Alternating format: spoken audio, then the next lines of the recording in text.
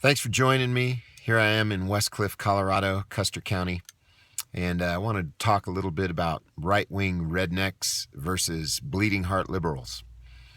I don't happen to be either one, actually. The one is usually Republican, the other Democrat. And I certainly don't follow the two-party system. I think it's been miserable for decades. But both of those are sort of derogatory terms. Right-wing redneck. Now, some rednecks pride themselves on being redneck, and some liberals pride themselves on being bleeding heart. Redneck actually implies that they work out in the sun, that they do manual labor. And bleeding heart actually implies that they are compassionate people. So, though those terms are sort of derogatory, nevertheless. But yeah, you can pride yourself on being either one. I guess my thing is stereotypically a right-wing redneck is sort of Bible Belt. Sometimes they are racist, just kind of hardcore, don't care for the poor, etc. Even though many of them are on welfare. There's a lot of hypocrisy on both sides. But then you have the bleeding heart liberal. They support big government. And the right-wing redneck, they're pro-life. Well, some of them, unless it hits them personally, and then a lot of them go ahead and support abortions when it suits them. It's just a joke. Both sides are very hypocritical. Of course, the left-wing liberal bleeding heart, they are very pro-abortion usually. There's an inconsistency, though, that I see. Both of them are kind of inconsistent. But let's look at the right-wing redneck for a moment. They would say, generally speaking, that they oppose the Affordable Health Care Act, Obamacare. And they say, oh, that's socialism. Yet, the vast majority of them send their kids off to public school. Free and public education and free and public health care are both a part of the Communist Manifesto. So you shouldn't be hypocritical like that. You need to understand that you are participating in something that is actually communist, right? What you're supporting, what you claim to reject when you reject Obamacare and the Affordable Health Care Act is you claim to reject, you don't like the idea that the government is stealing from us to pay for the health care of other people. But the government is doing that very same thing with public education. They're stealing from us to provide a public education, a quote, free and public education for all people. And you can't avoid it. I mean, you're just taxed. You hope that somehow you can recover those taxes in some way, shape, or form, but it's hard.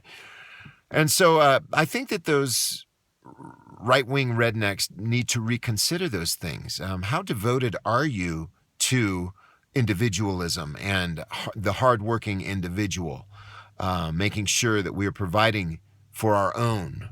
There's crazy difficult and scary verse in the Bible that says a man that does not provide for his own household is worse than an unbeliever and has denied the faith.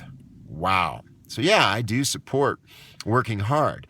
I don't support welfare. I don't support welfare for those who have the ability to work. Okay, I think that that's just false. It's not biblical. In fact, what is biblical in the New Testament? It says, let him who does not work not eat. Ouch.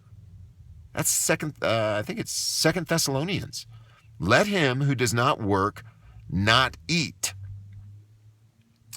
In other words, if you don't work, you die. So that's something to consider, especially for these inconsistent, hypocritical right-wing rednecks who are living off the government. And you have the ability, but you're sitting on your couch eating Pringles and soda pop and using your food stamps that you supposedly are opposed to. It's just a joke, But then the bleeding heart liberals are, they're just basically communists in socialists' clothing or in Democrats' clothing. And so both sides, I think, need to reevaluate themselves. We need to get away from government pretty much completely. I don't, obviously, anarchy is idealistic, but ideally, that would be the solution. The problem is there's always going to be a leader who comes to the forefront, and the people follow him or her. So it's a tough situation, but let's not be hypocritical. Seriously, we need to work, and we need to, especially if we know how to work and can work, we need to work and provide for our families. Goodness. Our country is $18 trillion in debt. We need to get out of debt. Families need to get out of debt. Mortgage is debt. I don't care how you spin it. You can spin it like Fox or CNN. It's still debt. Mortgage is debt. We strive to get out of debt. Debt is a burden. Financial problems cause marriage problems, cause all sorts of problems. Our country is given to idolatry.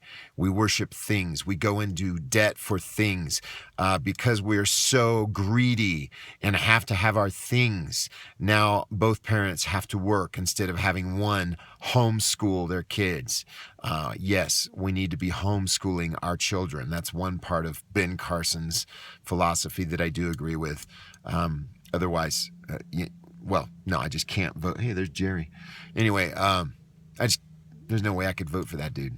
I can't vote for any of the candidates, and I hope you don't either. They're all evil or the lesser of two evils. At least their philosophies are. So anyway, that said, another 7 minutes of your time that could help you greatly. Get out of debt. Spend time with your kids. You're not going to be on your deathbed and say, I am so glad that I worked out of the home instead of spending time with my kids. Well, the whole reason that we have to do that is because we are given to toys. We are given to things, luxuries, several cars, big houses, just debt, that swimming pool, that flat screen TV, instead of actually spending time with our kids. So I encourage you to do that. Take your kids out of public school. America, do that. Do that now. Take your children out of public school and homeschool them. Sell whatever you have to do to put yourself in that situation where you can spend time with your kids. I have 2 boys. I love them. I am divorced male, single, and I'm with them Sunday mornings through Thursday evenings, and I spend every minute I can with them. They play they're in basketball practice right now. But anyway, just homeschool your kids. Do whatever you have to do to put yourself in that situation. You don't have to be rich, okay? You can live meagerly, and that's okay. It's better to have a great family relationship and live meagerly than have a lot of things and your kids be separated from you in so many ways. Have a great day.